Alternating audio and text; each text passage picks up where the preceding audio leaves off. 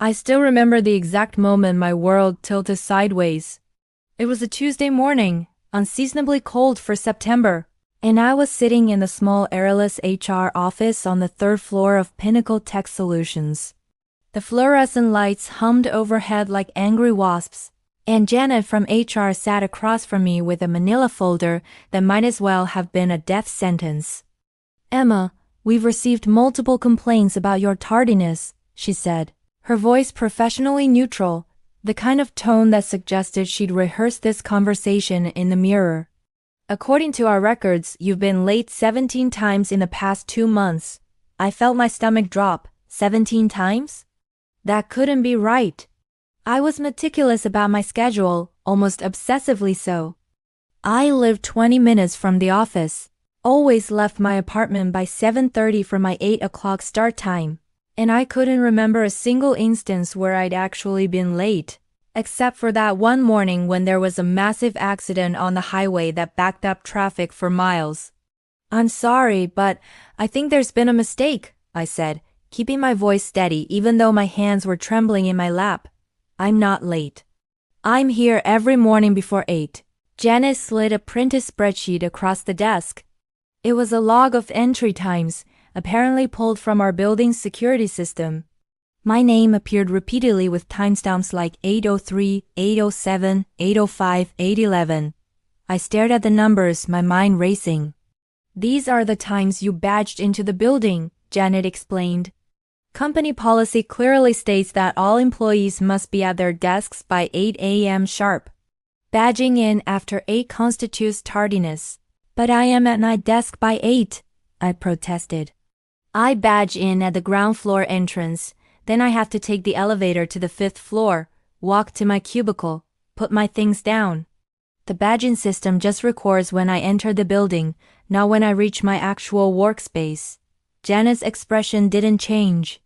She had that bureaucratic mask firmly in place, the one that turned people into policy enforcement machines rather than human beings capable of reason. "The system is the system, Emma. We use badge-in times as our official record of attendance. It's applied uniformly across all employees." "Then the system is flawed," I said, hearing the desperation creeping into my voice. "I'm never late to work. Ask anyone on my team. Ask my manager, Derek. He knows I'm always at my desk on time, usually early." "Derek is actually the one who brought this to our attention," Janet said, and those words hit me like a physical blow. Derek, who I'd covered for countless times when he needed to leave early for his kids' soccer games. Derek, who I'd helped train when he first got promoted to manager 6 months ago. Derek, who apparently had been documenting my badge-in times and reporting them to HR. I felt something cold and hard settling in my chest. This wasn't about being late. This was about something else entirely, though I couldn't yet see the full picture. "I want to see my performance reviews," I said. "I want documentation of how this alleged tardiness has affected my work." Janet pulled out another sheet of paper. "Your work quality hasn't been the issue, Emma. It's about following company policy. We've sent you 2 written warnings about this matter." "I never received any warnings," I said flatly. "They were sent to your company email on August 3rd and August 17th. I pulled out my phone right there, logged into my email, and searched my entire inbox, including spam and trash. Nothing. There are no emails from HR in my account." Janet's professional mask slipped for just a moment, showing something that might have been discomfort. "Regardless, the warnings were sent. And given the continued pattern of tardiness, we have no choice but to terminate your employment effective immediately." The words hung in the air between us. Terminate, fired. After 3 years of exemplary service, of 60-hour weeks during product launches, of mentoring new hires and consistently exceeding my performance targets. Fired for being minutes late entering a building when I was provably at my desk on time. "This is wrong," I said, my voice shaking now with anger rather than fear. "You know this is wrong. I understand you're upset, but the decision is final. You'll need to collect your personal belongings and return your badge and laptop today. Your final paycheck will be processed according to standard procedure." I walked out of that office in a daze. My colleague Marcus was waiting by the elevator, having apparently heard through the office grapevine what was happening. He looked stricken. "Emma, this is insane," he said quietly. "Everyone knows you're here on time. Derek's been acting weird lately. Did you notice? Ever since the Hoffman project. The Hoffman project." Something clicked in my mind. 3 weeks ago, I discovered a significant error in the code Derek had approved for our biggest client. If that code had gone live, it would have caused a massive data breach. ID caught it during a routine review and had to escalate it directly to the VP of engineering because Derek was unreachable and we were hours from deployment. The crisis was averted. The VP had thanked me personally, but Derek had been cold to me ever since. This wasn't about tardiness at all. This was retaliation. I collected my things from my desk while people watched with sympathetic eyes and whispered among themselves. Derek was conveniently absent, probably hiding in a conference room somewhere. I didn't cry, didn't make a scene. I just packed my personal photos, my favorite mug, my extra phone charger, and walked out with my head high. But once I got to my car, I let the tears come. I'd loved that job. I'd been good at that job. And they'd taken it away over a fabricated excuse, probably because I'd made my manager look bad by catching his mistake. For 2 days, I wallowed. I ate ice cream for dinner, binge-watched terrible reality TV, and ignored the concerned texts from former colleagues. But on Thursday morning, I woke up angry. The kind of anger that clarifies rather than clouds. I wasn't going to just accept this. I started making calls.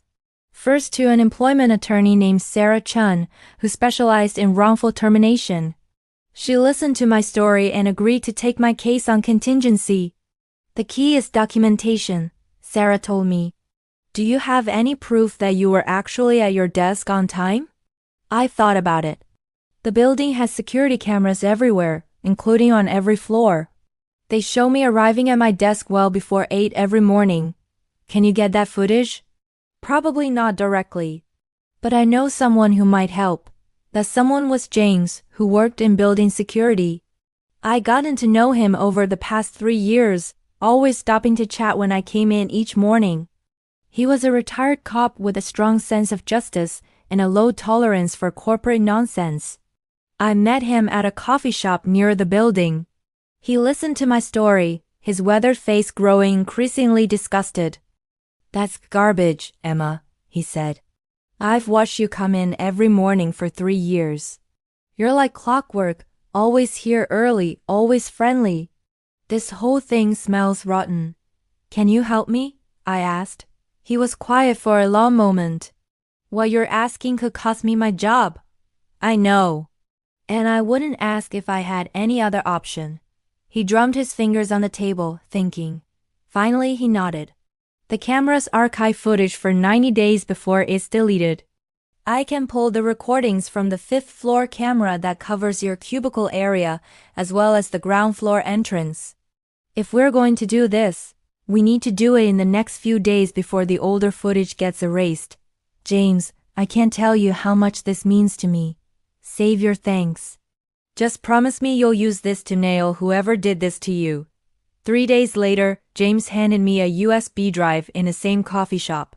2 months of footage, he said. "Ground floor entrance and 5th floor, focused on your desk area.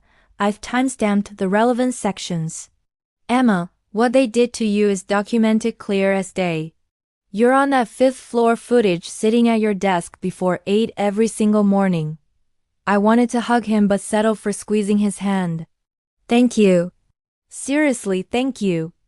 That night, I sat down with my laptop and watched the footage. James was right. Every single day, the timestamps showed me clearly at my desk, coffee in hand, logging into my computer before 8 a.m. Many days I was there by 7:45. The gap between when I bashed into the building and when I reached my desk was typically 3 to 5 minutes, just enough time to ride the elevator and walk to my cubicle. I compiled everything into a detailed document. I had the security footage showing my actual arrival times at my desk. I had my computer login records, which I kept copies of, showing I was accessing the system before 8 a.m. I had emails I'd sent to colleagues with timestamps before 8. I had everything. Sarah was thrilled when I sent her the evidence. "This is even better than I hoped," she said over the phone. "This isn't just about wrongful termination anymore. They fabricated evidence against you using a system they knew was inaccurate. And if they never sent those warning emails, which I suspect they didn't since you have no record of them and they read conveniently not producing copies, then they violated their own progressive discipline policy. What happens now? Now we send them a letter. We outline what we have, we give them a chance to settle, and if they don't take it, we sue." The letter went out the next day. It was professional but devastating, laying out the evidence piece by piece. I sent copies to HR, to the CEO, and to Derek directly. I wanted him to know I wasn't going quietly. The response came faster than I expected. Within 2 days, I got a call from Pinnacle's head counsel, a man named Robert Ashford, who sounded distinctly uncomfortable. "Miss Porter, I've reviewed the materials you sent. I'd like to meet to discuss a resolution." "A resolution? You mean acknowledging you fired me for catching my manager in a dangerous mistake and fabricating evidence to justify it?" There was a long pause. "I'd really prefer to discuss this in person, with your attorney present, of course." The meeting was set for the following Monday. Sarah and I arrived at Pinnacle's offices, and I felt a grim satisfaction walking back into that building. We were shown to a conference room where Robert Ashford waited along with Janet from HR and, interestingly, the VP of Engineering, Patricia Martinez. Patricia spoke first, and she looked genuinely angry. "Emma, I had no idea this was happening. When I received your letter and reviewed the footage, I was appalled. This is not how we operate, and it's not how I run my department." "With respect, Patricia, this is exactly how you operate," I said. "Your manager retaliated against me for doing my job, and your HR department backed him up without doing basic fact-checking." Robert cleared his throat. "We're prepared to offer you a settlement. Full back pay for the time you've been terminated, 6 months severance, a positive reference, and we'll mark your termination as a layoff rather than a firing." "That's not enough," Sarah said calmly. "My client isn't just looking for money. She wants accountability. Derek has been placed on administrative leave pending an investigation," Patricia interjected. "And I want you to know, Emma, that the Hoffman Project safe was noted in your file. You prevented a disaster. Derek should have thanked you, not punished you." "I want my job back," I said. "Not under Derek, obviously. But I was good at what I did, and I liked working here before all of this happened."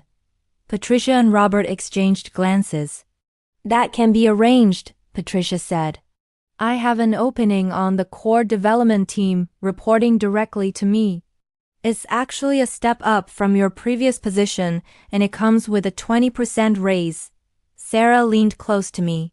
"It's a good offer, but it's up to you whether you want to come back." I thought about it. Part of me wanted nothing to do with Pinnacle ever again.